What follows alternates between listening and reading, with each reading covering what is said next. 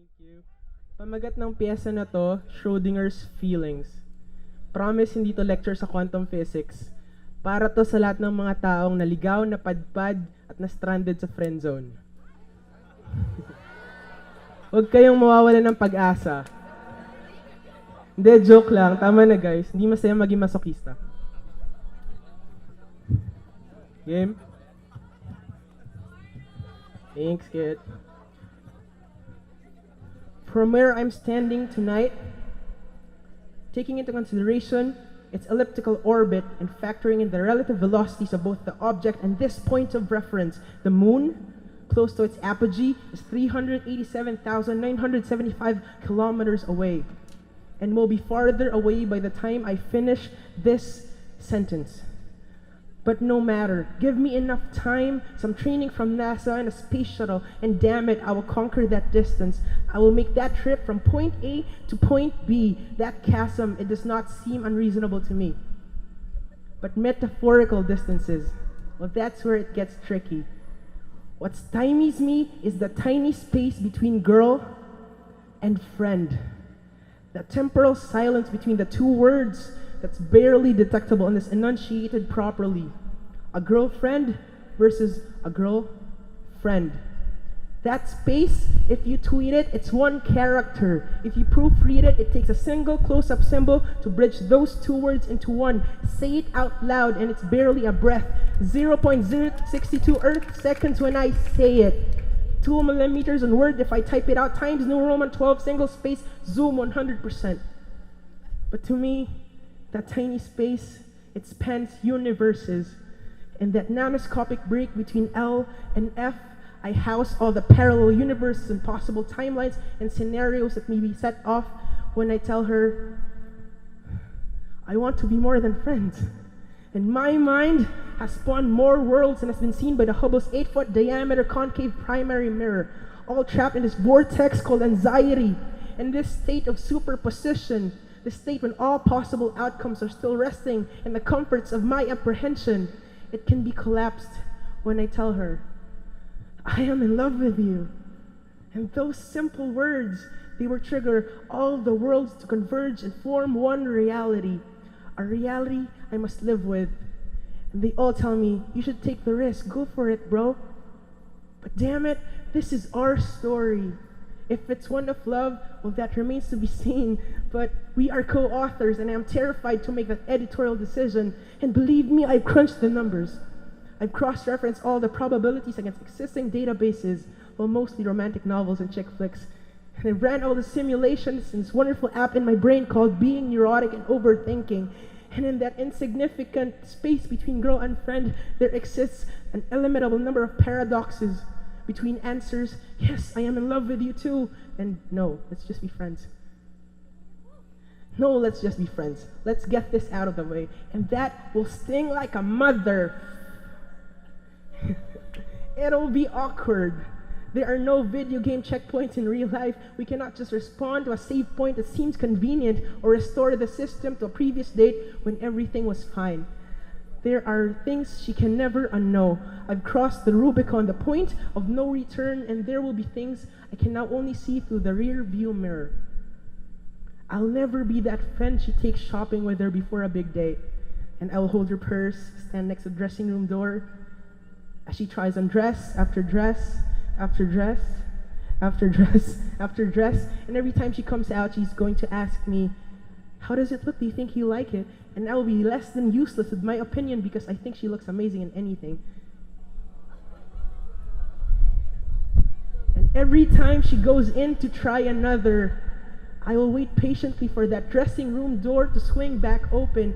I will be like an aged wanderer at dawn, someone who's seen the sun go up and down countless times in his lifetime, but knows can never be prepared enough to see the beauty of another sunrise. And I will never be that friend that she can talk to about anything. And unfortunately, the set of everything includes a subset boys. And by boys, I mean all the a-holes that line up to break her heart. To be fair, I'm not the most objective judge, but she just wears her heart on her sleeve and holds it out in the palms of her hands for the breaking. And over the years, I've seen that heart break far too many times to know I never want to see it again. I remember telling her, the next boy who breaks your heart, well, I will break his face. But the heart, it knows multiple ways of breaking, and I guess ruining a friendship by pushing it too far counts as one. And last time I checked, I am a boy, and this face has seen mixed reviews over the years, but I kind of like it. It's the only one I've got. I guess what I'm trying to say is the scariest part about crossing that chasm, taking that proverbial leap of faith, is the metaphorical equivalent of plummeting to your death, is losing both the girl and the friend. And to be frank, I'm not sure which is worse. If I'm being optimistic, what if she says yes? Yes, I am in love with you too. Yes, I am in love with you too, but maybe 8 weeks later it all falls apart because young people, they have a tendency to fuck up relationships. Especially me, and she knows this about me because she's the first person I run to whenever a relationship takes its natural catastrophic course and ends up shredding my heart into confetti. And I would admit to her, fine, maybe it was my fault. And she'd be the first to tell me, what the hell, dude? Why did you hurt her? She was the one. Then she would punch me in my arm. And it genuinely hurts because this has happened far too many times than I'd care to admit. She's gotten a lot of practice and her form has become so efficient. She generates a lot of torque and it hurts. She hits the same spot every single time, but that pain does not even compare to the pain for when she tells me, what the hell, dude? Why did you hurt her? She was the one. And I would look into her eyes to see if she means it. There's the ludicrous thought that she was not the one for me, but the worst pain is any confirmation that it's true. So yes, let's fall in love, and maybe this time it takes us 8 years to realize that romance is governed by different dynamics and it all falls apart. Now we can't even be in the same room unless there are 15 or more people, so our contact will be limited to exclusively 30 seconds of small talk. She's going to catch me looking at her from across the room because my eyes naturally divert to her. She's going to ask me, how are you? I'm going to tell her, I'm good, I'm fine, I'm doing great. I'm going to ask the same thing. She's going to say the same answer, and that's going to be that. I would ask myself, was it worth it? Because now as friends, words needn't even be wasted.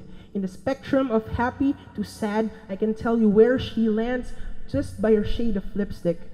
How many times she checks her phone in 1 minute. How much sugar she puts in her coffee, the exact volume in her car stereo. The pitch of her laughter, how she wears her hair. Is it in a scrunchie, in a hairband, in a headband? Is it worn out? Is it curled? Is it braided? All of which correspond to a specific mood, and all of which I love being around. And even if in some damn circumstance we are apart, I can hear it through her voice. Over the phone, over the bad reception, if there's the slightest detection of even the slightest stammer or break, make no mistake, I will drive at 2 a.m., and I'll break all speed limits and I'll drive to where she is. I'll stop by a 7-Eleven for a tub of full-fat vanilla ice cream and the cheapest sangria and a box of Kleenex. And I will ask her again, how are you? And she's going to pour her heart out to me and I'm going to listen all night. And she'd always tell me, thank you for being a good listener. What I haven't told her is that listening to her is a privilege. And that thought of never hearing her voice again, that fortifies the walls in this fortress of infinite universes inside my head. What if we'd make it to 8 years? Make it to 8 years, 1 year after the itch, but still it all falls apart under the stress of false expectations and resentment. Maybe we were growing at 2 different paces and now holding her back. Maybe the damage is irreparable. And we'd have to divide our circle of friends into hemispheres. For convenience, we'll do it by gender. Then we'd have to laser off our matching tattoos. She always said she wanted to get one, but she was too scared of the pain, and I told her, if you're ready, I'll be there with you to hold your hand so you can squeeze it as hard as you can, and I can share in your pain. And we'd get cute little matching tattoos on the sides of our wrists, one that says point A on my right hand, the other says point B on her left, so that at all times you can draw an invisible line between point A and point B. That stands for the metaphysical gravitational waves that draw my hand to hers, so that whenever, wherever, the nexus of space and time, the exact coordinates where point B is in the universe, that is where point A belongs. And without point B, point A is unmoored of all meaning, because In this universe of a trillion burning stars, this hand is convinced that the only source of warmth is her hand. Without point B, point A is unmoored of all meaning. You know what? Fuck it. Romance is overrated, and friendships are underrated. I cannot risk overreaching, so instead I'll sweep my feelings under the rug, and over time I can learn to fight the undertow. The overwhelming riptide of thoughts is keeping me underwater and over her. God damn it. I need to find a way to get over her. This much I understand. I have to overpower the violent braying of my heart, because under no circumstance am I allowed to lose her. So what? Maybe you won't be Monica and Chandler, or Rachel and Ross will be Phoebe and Joey. Because fuck Harry and Sally and Heathcliff and Kathy and Leonard and Penny, I can't handle Celeste and Jesse. I'm still not over Joe and Laurie. Maybe you won't be Ted and Robin, but it's fine if we're not Robin and Barney. Maybe we'll do what Margot and Richie wanted originally and be secretly in love with each other and leave it at that.